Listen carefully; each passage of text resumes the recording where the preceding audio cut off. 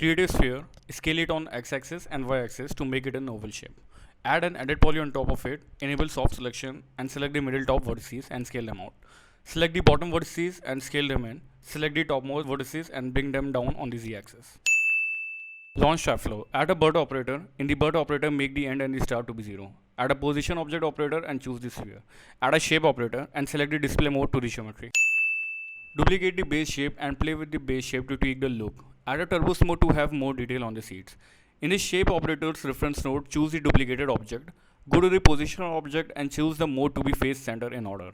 And turn on separation. Now tweak the separation value in such a way that a total particle count reaches near 100, as there are 100 seats in a Raspberry. Now scale down the seats, add some scale variation till it matches the seat size and they start intersecting each other. We will use this intersection to our use later. It's time to export our seats. Add an export operator and make sure to set it to tie cache. Give it a location and click generate tie cache.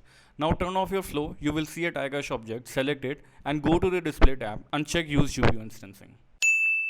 Add a tie select modifier and in the selection method use self intersections.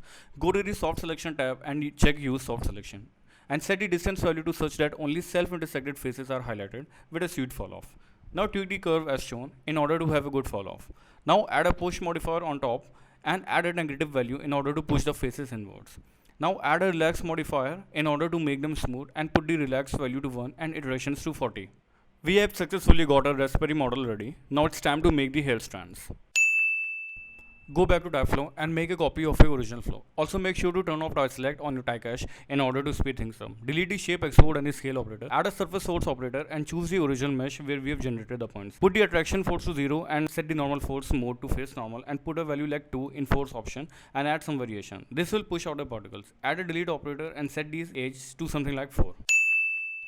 Add a spawn operator and connect a display operator to its output. In the spawn mode, choose the mode 2 by travel distance and set the step size to 0.1. And in the inherited property, set the velocity inheritance to 0.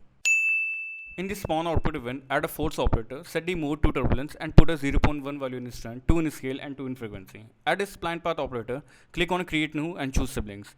Go to tie spline measure, which is added on top of tie spline that just got created and reduce the radius, and in the table settings, set the mode to the curve. Play with the endpoint of the graph in order to achieve a thin hair end look. Right click on the tie splines and convert it into editable poly. There you go, you have got a Raspberry model ready in no time. Make sure to subscribe, like and share the video if you liked it. Comment below if you have any doubts and I'll be happy to help if you pay me for that.